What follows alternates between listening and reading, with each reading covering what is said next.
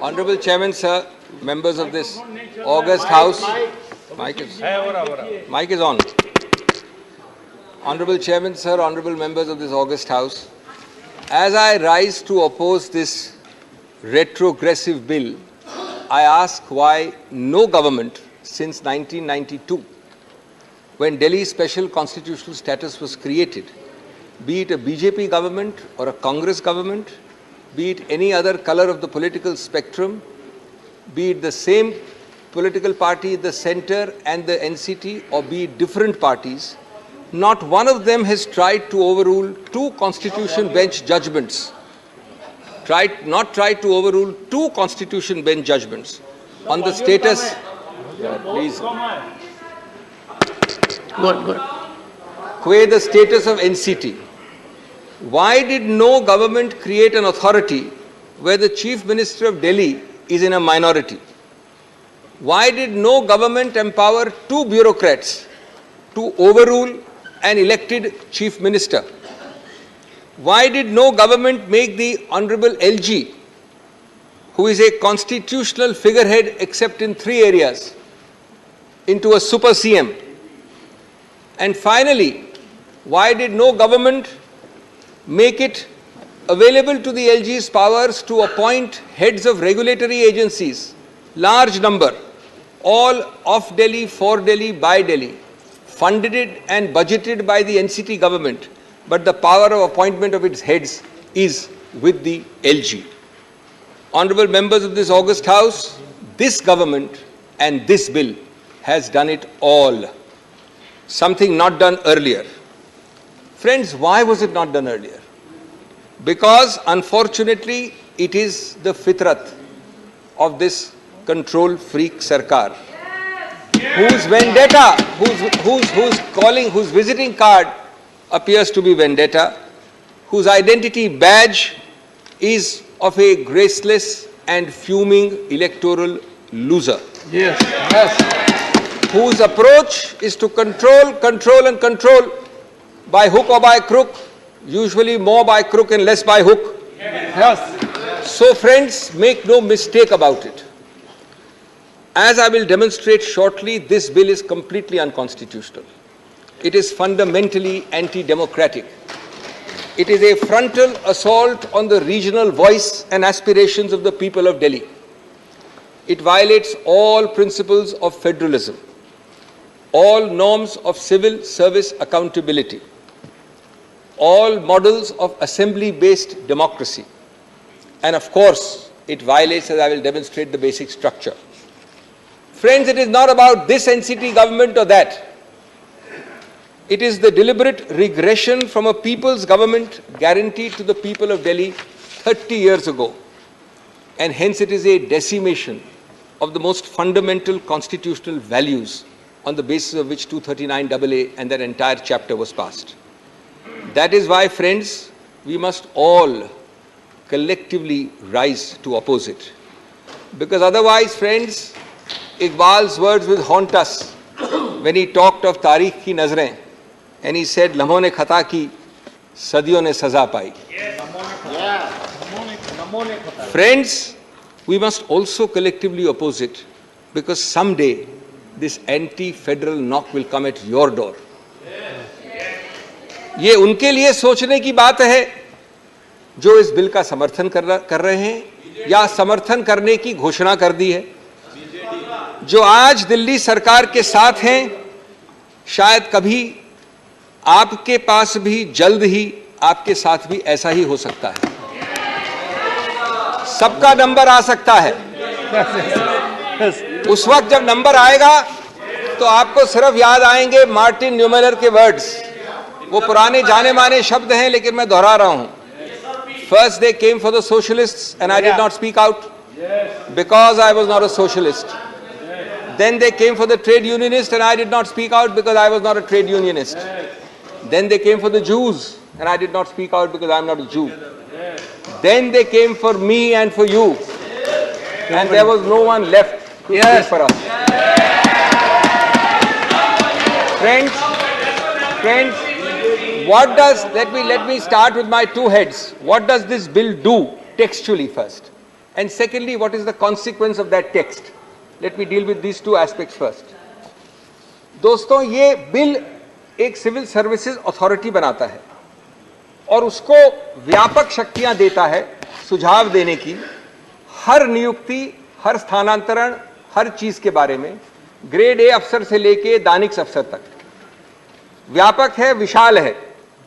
कौन किसी और की सरकार में वित्त का सेक्रेटरी बनेगा, कौन पीडब्ल्यूडी का सेक्रेटरी बनेगा, उनके बीच में अदला बदली कब और कैसे होगी, ये माननीय एलजी करेंगे निर्णय, न कि चुनावित सरकार।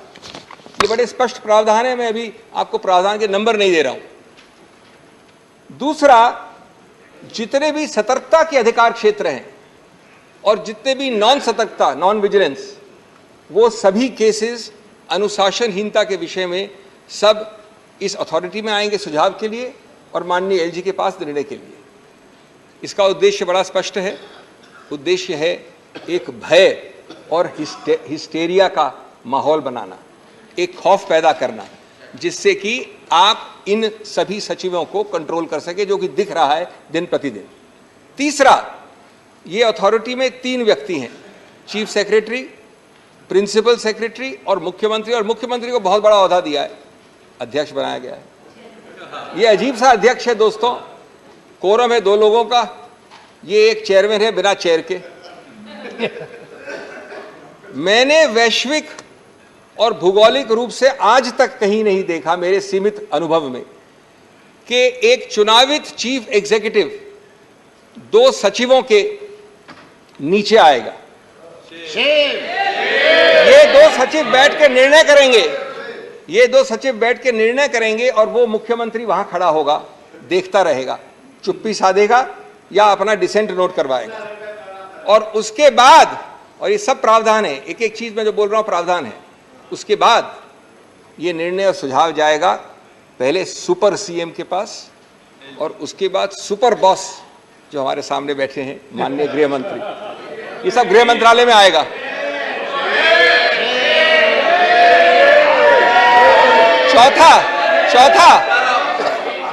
चौथा दोस्तों, बाद में चौथा, जितने बोर्ड्स हैं, समितियां हैं, संस्थाएं हैं, वो सब, और इसमें बहुत हैं, महत्वपूर्ण हैं, अल्पसंख्यक संघ, Delhi सूरेज board, Delhi Jal board, so many, labour welfare board, Waqf board, ऐसे 20 की सूची हमने दी है न्यायालय में। उन सब की बजट बनाएगा ये एनसीटी सरकार। उनके काम होंगे एनसीटी के लिए, एनसीटी के लोगों के लिए, लेकिन उनके अध्यक्ष, उनके हेड को वहीं से अपॉइंट होंगे, सुपर सीएम या गृह मंत्रालय से। 5वां, जो दूरगामी नीतियां हैं सभी सिविल सर्विस के लिए, उनके टेन्योर के लिए, उनके स्थानांतरण के लिए, उनकी नियुक्तियों के लिए, कौन सी पोस्ट नाजुक है, कौन सी पोस्ट सेंसिटिव नहीं है, और उपयुक्तता, वर्ड इस्तेमाल किया सूटेबिलिटी, उपयुक्तता इस अफसर की इस पद के लिए, ये सब, और हेड ऑफ डिपार्टमेंट कौन होना चाहिए, ये सब माननीय सुपर सीएम, और अंततोगत्वा हम जानते हैं कि जो सब चीज करती है नियंत्रण, वो होम मंत्रालय।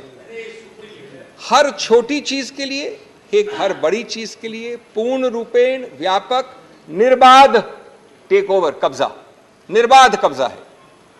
माननीय प्रधानमंत्री, माननीय गृह मंत्री, आप जैसे उच्चतम पद पर विराजमान महानुभाव, क्या आप अफसर क्लासेस के लिए निचले से लेके सेक्रेटरी तक नीतियां आप बनाना चाहते हैं? कम से कम वो तो एक छोटे ओहदे वाले मुख्यमंत्री के पास छोड़ दीजिए। Sixthly, friends, the secretary, this is amazing. The annals of history of legislation have not seen bills like this. The secretary of the department is made in charge of preparing and authenticating every memo, including cabinet notes. Not bad yet.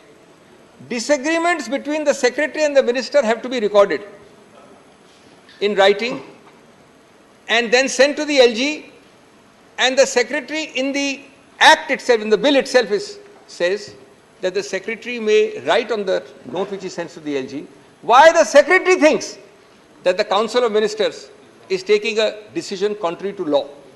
Any law. Law means any law. Any law of India, in the opinion of the secretary, is being violated by the Council of Ministers, goes to the LG. It makes, friends, the elected government hollow. A chief minister paralyzed, unable to act. Any minister shivering before his or her secretary. And the bureaucracy looking up to the LG even for sneezing. And the LG, of course, looking up to the Home Ministry. ऐसे हालात को देखकर मुझे वो पुराना शेर याद आया दोस्तों, एक काफिले वालों तुम इतना भी नहीं समझे, लूटा है तुम्हें रहजन ने रहबर के इशारे पर. This bill, friends, eliminates 2 out of the 3 interlocking, fundamental, distinct chains and institutions which form the bedrock of any assembly-based democracy, and therefore they hit at the very root of the basic structure. These 3 interlocking chains, which are discussed in 10 paragraphs of the Supreme Court judgment, I wish somebody had read the judgment carefully before drafting the bill, are: 1, a political executive through the Council of Ministers answerable to the people; 2, a civil service answerable to the political executive and hence accountable to the people through the political executive; and regulatory agencies which are an integral part of governance in any system. The bill simply eliminates number 2 and 3. Out of 3, it takes away 2. Friends, the object is not to make Hamlet the Prince of Denmark, not even the slave of Denmark, but to take over Denmark itself. It is to make Denmark a hollow shell, substitute NCT for Denmark. Its second impact is that it eliminates the accountability of the civil service completely.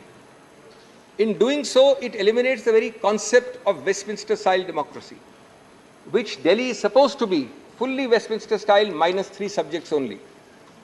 The civil service, friends, after this bill, will jump, bend, crawl, answer at the behest of an external agency, be it the Home Ministry or the Super Chief Minister. There is not even a token diarchy of powers between the CM and the LG. It converts an impartial civil service into a dictatorial civil service. Shame. It gives a real example of that forgotten serial which I love to watch and all of you have watched. Yes, Minister. The civil servant is saying only no, Minister. Remember what Nehru said about the ICS.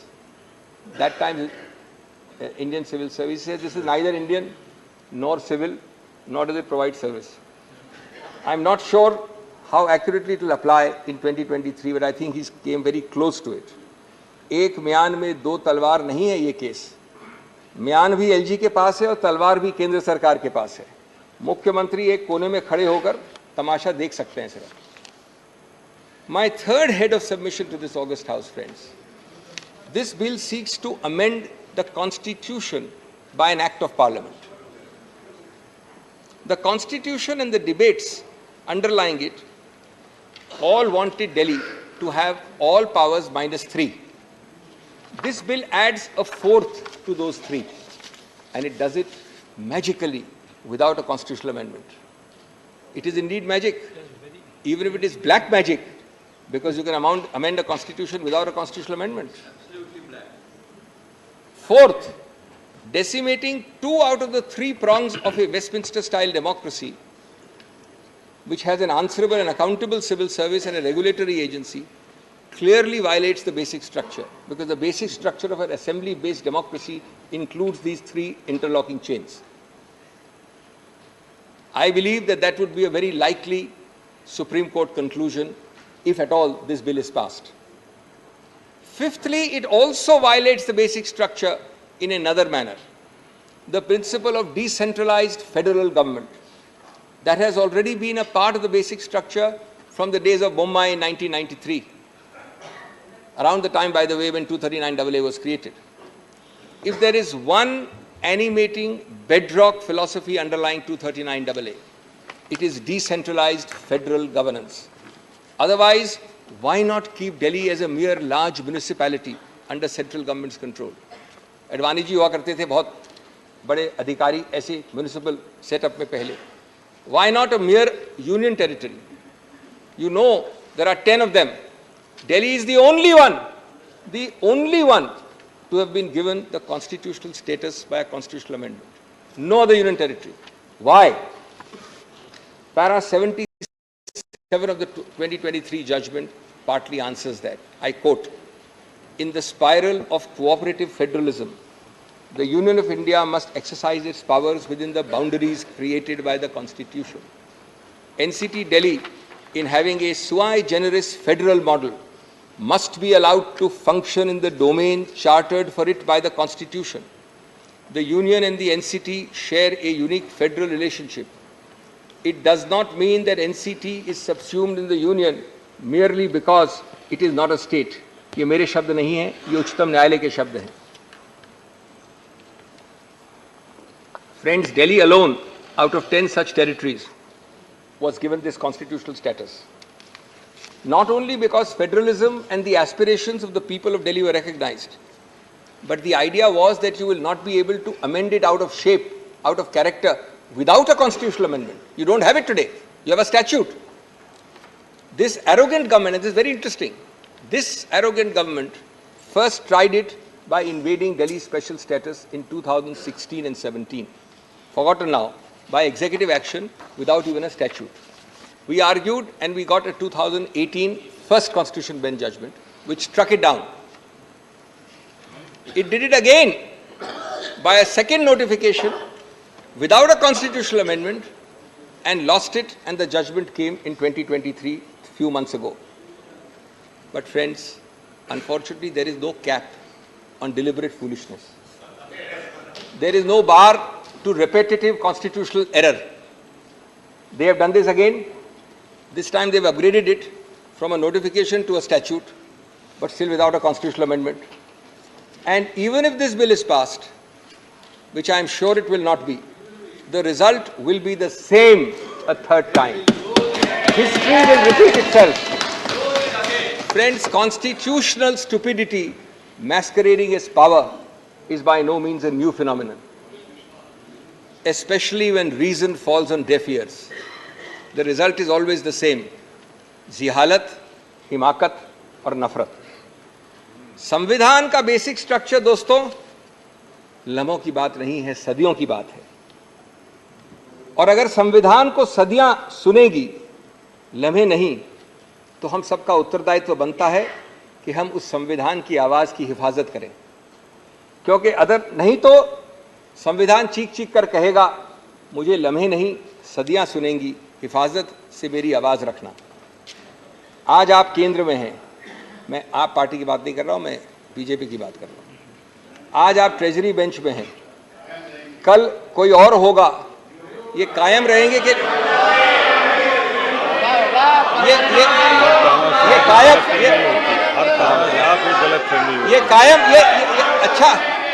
अच्छा किया आपने हस्तक्षेप किया, क्योंकि आपके कायम शब्द के लिए मेरे पास एक जवाब है. तुमसे पहले भी वो जो शख्स यहां तख्त नशीन था, तुमसे पहले भी जो यहां शख्स तख्त नशीन था, उसको भी अपना खुदा होने का इतना ही यकीन था. बल्कि बशीर भद्र को कृपया भूलिए नहीं. आप लोग सब जानते हैं उसको, मुझे भी कोट करते रहते हैं आप में से कई. बशीर भद्र को उसने ही कहा था, शोहरत की बुलंदी भी पल भर का तमाशा है. शोहरत की बुलंदी भी पल भर का तमाशा है. जिस डाल पे बैठे हो वो टूट भी सकती है. तो इसलिए कायम शब्द का इतना अहंकार नहीं होना चाहिए. Sixthly, friends, let me read some seminal words in the 2023 judgment. Now, these are going to take a little bit of time. It's a longish quotation, but it's very important for this House. 10 paras, and I'm only reading selectively, of the Supreme Court. It's completely forgotten. I'll read a little quickly and fast. This is a unanimous judgment, not a single dissent. And these words have been ignored, and they are not my words. Even though it's long, pardon me, allow me to read it. It's the highest court of the country. In a democracy, each word I'm reading is a quotation, and I can assure you these words will come to haunt you. In a democracy, accountability lies with the people who are the ultimate sovereign. The cabinet, consisting of elected representatives, is collectively responsible for the proper administration of the country. and is answerable to the legislature for its actions. The government is responsible for the decisions and policies of each of the ministers and of their departments. This creates a multi-linked chain of accountability where the legislature is accountable to the people who elected them and the government is collectively responsible to the legislature. It's quite amazing. Collective responsibility is an important component of parliamentary democracies.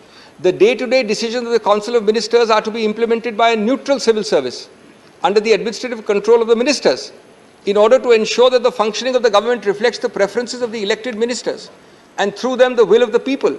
It is essential to scrutinize the link of accountability between the civil service professionals and the elected ministers who oversee them.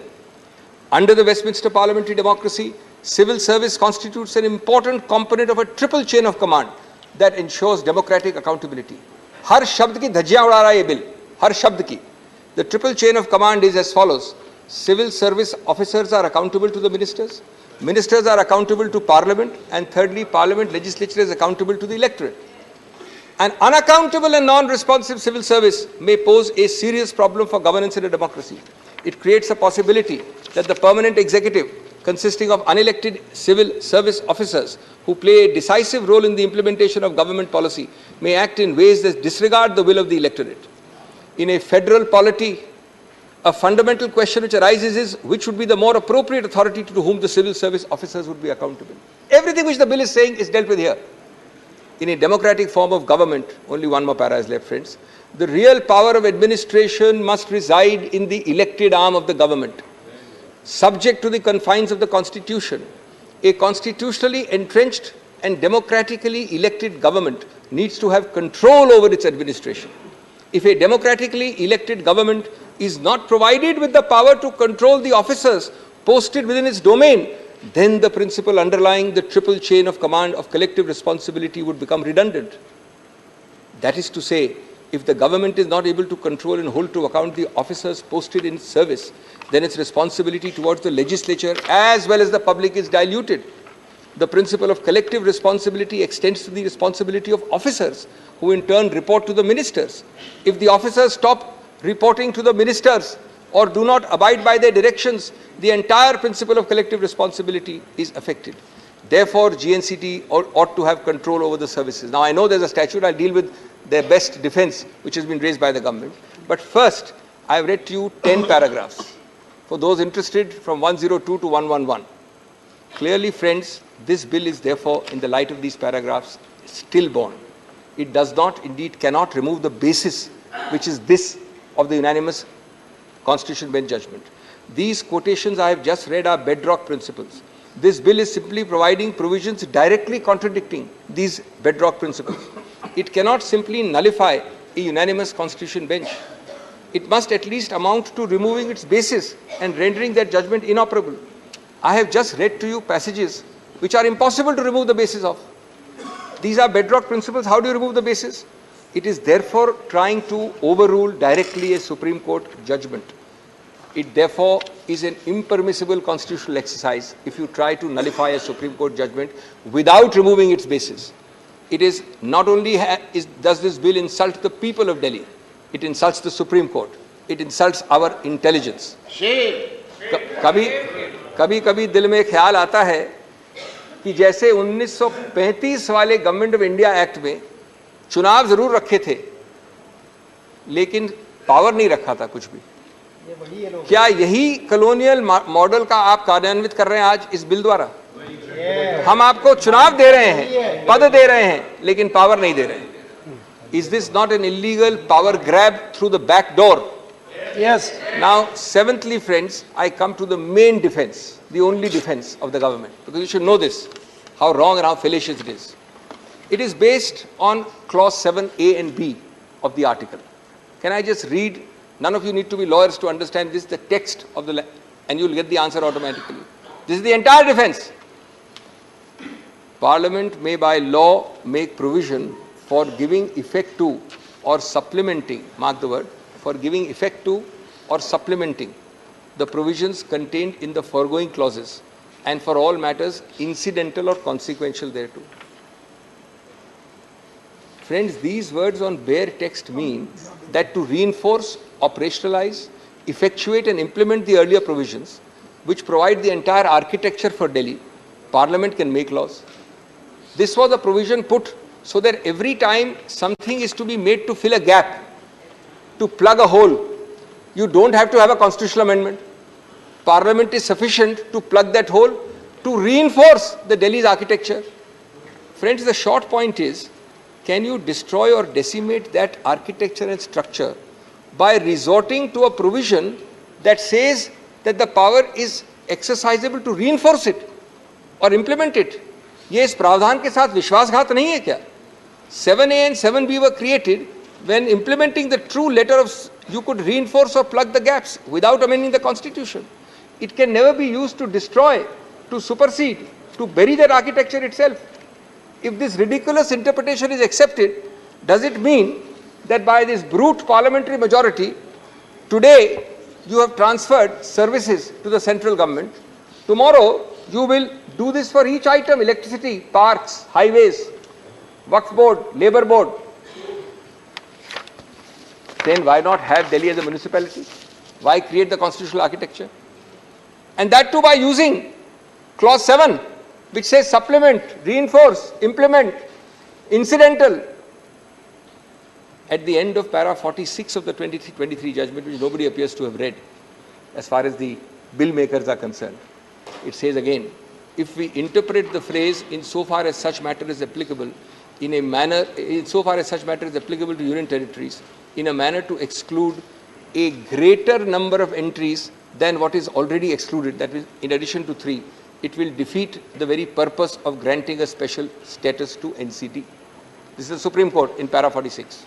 In other words, friend, this government, like Alice in Wonderland, says words will mean what I say they will mean. That's their interpretation of 7. I will use 7 as a Brahmastra, not to supplement and implement 239AA, but to supplant it, to reduce it to vanishing point. The scalpel created to heal, to cauterize, to cure, to fill gaps, to make you more healthy, will now be used to stab and kill.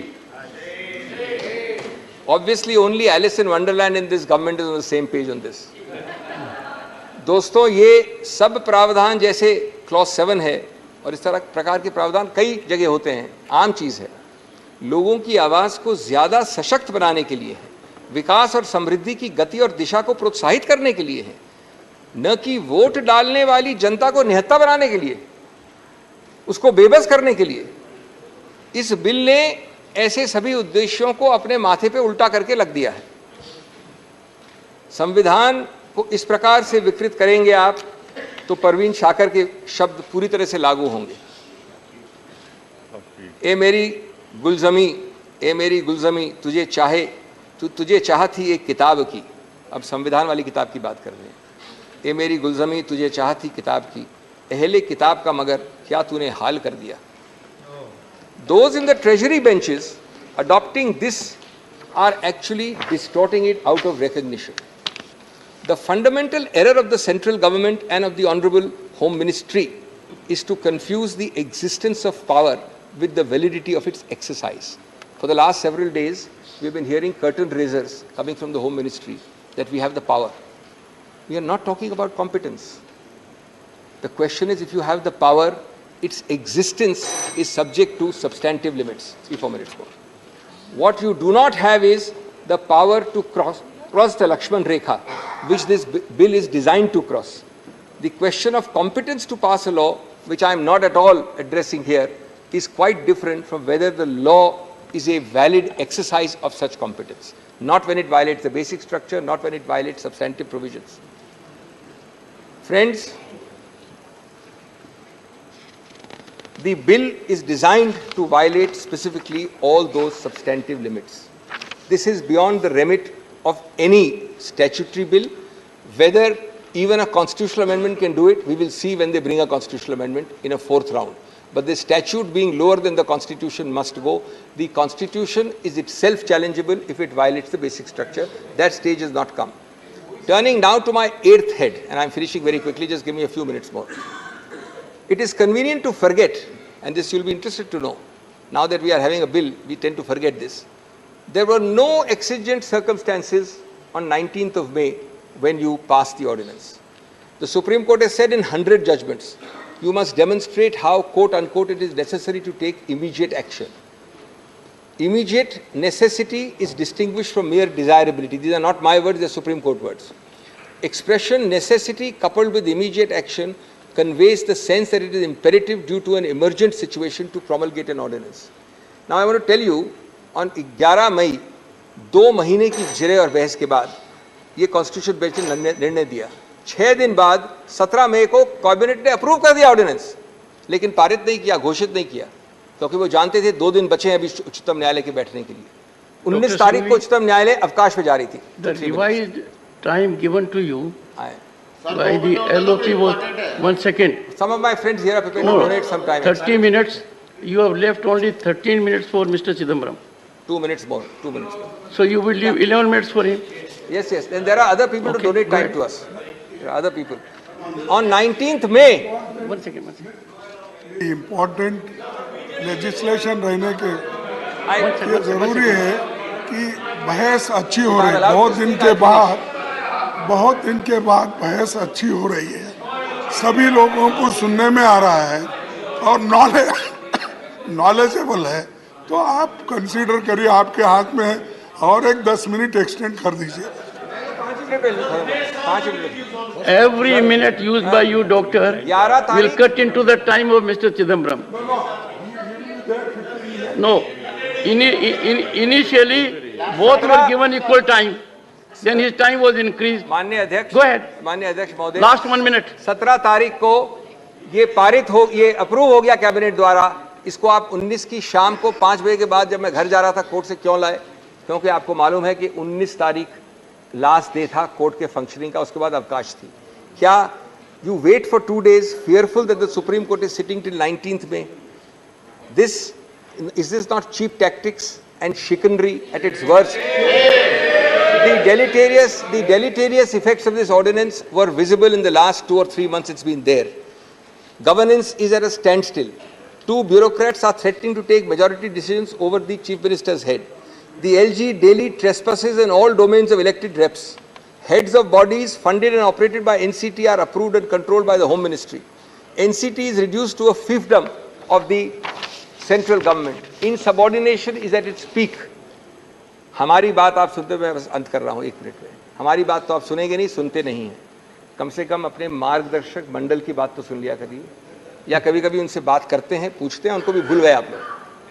मार्गदर्शक मंडल से बात कर लीजिए, क्योंकि आपकी सरकार, भारत रत्न अटल बिहारी वाजपेयी की सरकार में आपके मार्गदर्शक गृह मंत्री अडवाणी जी दिल्ली को पूरा स्टेटहुड जाने का बिल लाए थे। और जब आप 2 चुनाव दिल्ली के जीते इस मुद्दे पे कि दिल्ली के पास पूरा स्टेटहुड होना चाहिए, तो मदन लाल खुराना जी, आपके पूर्व मुख्यमंत्री, ने कहा था, quote, full statehood for Delhi is the remedy for all its ills. आज देश और दिल्ली आपसे फुल स्टेटहुड नहीं मांग रहा है।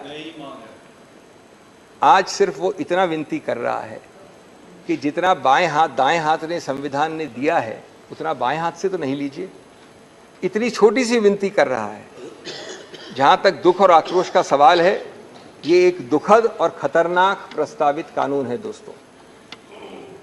अंत करूंगा मैं कहकर कि ये दिल्ली के बारे में शेर बिल्कुल उपयुक्त बैठाता है ये बिल, ये प्रस्तावित कानून। चेहरे पे सारे